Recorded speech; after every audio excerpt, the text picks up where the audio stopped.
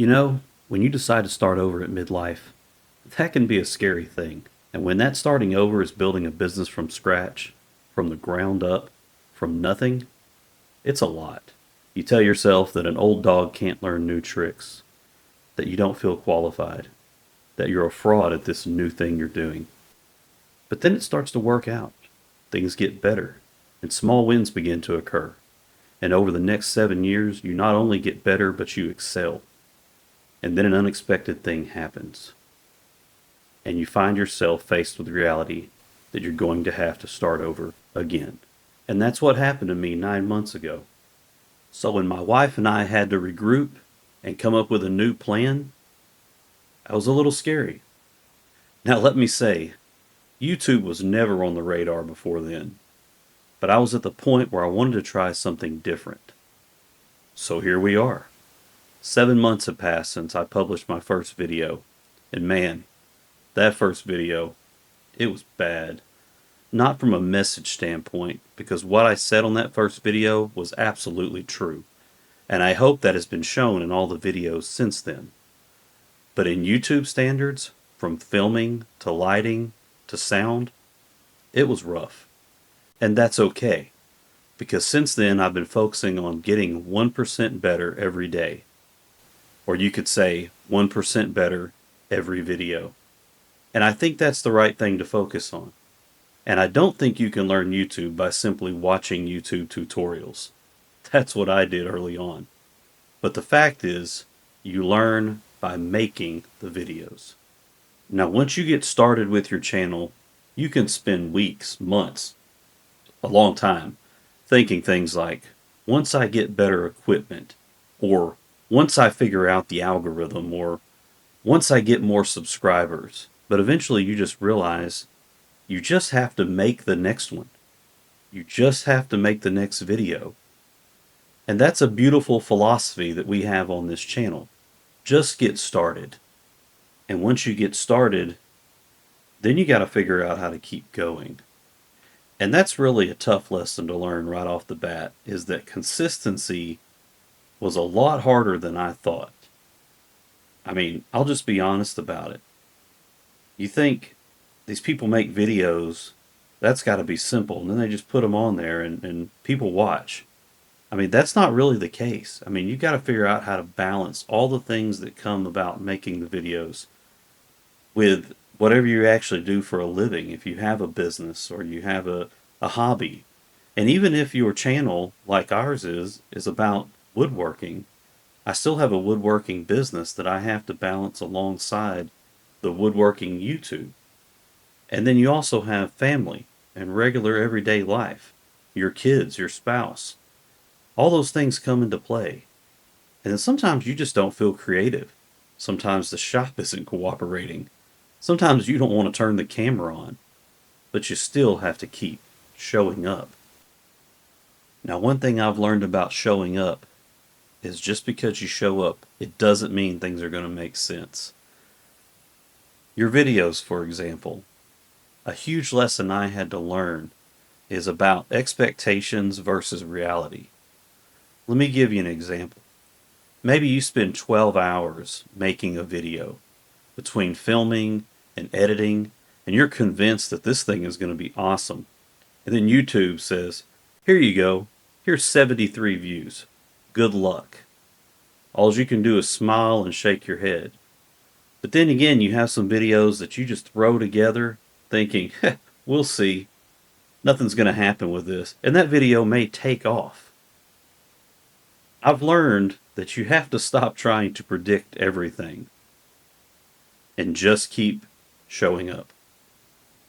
Now look, I'm by no means a YouTube expert. In fact, I'm still pretty new at this actually. But there are a couple things that I have learned that are just kind of standard YouTube lessons. And they're things that I heard when I was trying to research how to do this YouTube thing. And one of those things is that titles and thumbnails matter way more than I ever thought they would.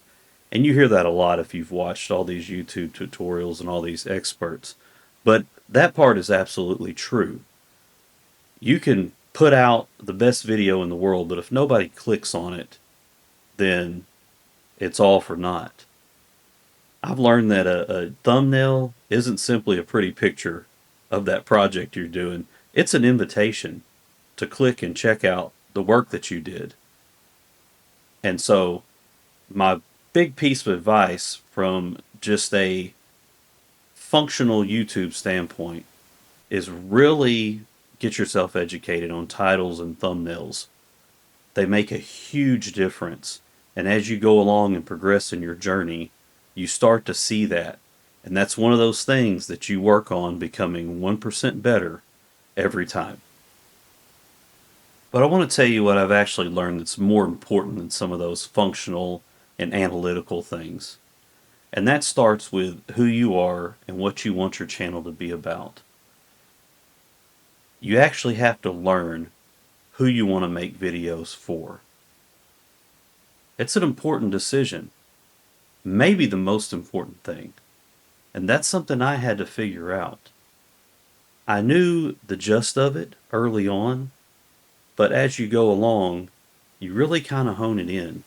And you've got to make that decision to get the identity of your channel.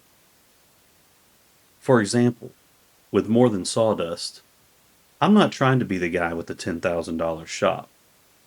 My audience is the guy who says, I want to build stuff, but I don't want to spend a fortune, or I don't want to put my family budget in jeopardy. I just want to use what I have sometimes, and then maybe get a few cool tools down the road. That's who my audience is, or at least that's who I think they are. They don't need someone telling them that they need the most expensive tools. There's plenty of channels out there for that. They need someone saying, here's what I did with what I had. And that's who I've geared my channel towards.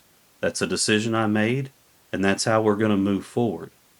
You have to do that yourself and decide who you want to make videos for and what you want your channel to say about you and your message. Something else that I've learned about the audience that I never would have guessed when I first started is the people that watch your videos. They're not just subscribers. They become your community. When you first start doing YouTube, you start looking at, oh, I've got 100 subscribers, or I have 500, or I've got 1,000, or how many do I need to get monetized? But the cool part about all that is while that's happening, you start recognizing names. You start seeing people repeatedly comment on videos. Someone tells you that they tried something because of one of your videos. And that's when you realize, man, these numbers, they're just part of the equation. But these are people, and these are a community. And that's really the coolest thing that I've found about being on YouTube, is connecting with other like-minded people that have maybe the same thoughts and the same ideas that I do about their woodworking. And we talk about my faith and about living a debt-free lifestyle and about being a dad or a husband or a good partner. I want my channel to reflect me, and I've been that way since the beginning, and I believe that it has. Getting to share all of those things on this platform and building a community of like-minded people, that has been the blessing in the whole process so far. Not really the numbers. And here's something else I'll share with you that I never expected. I think YouTube has actually made me a better woodworker. Now, that's interesting, at least to me anyways. But now when I'm building something, at least stuff I'm making videos on, I've got to think about camera angles and B-roll and explaining the process or telling a story.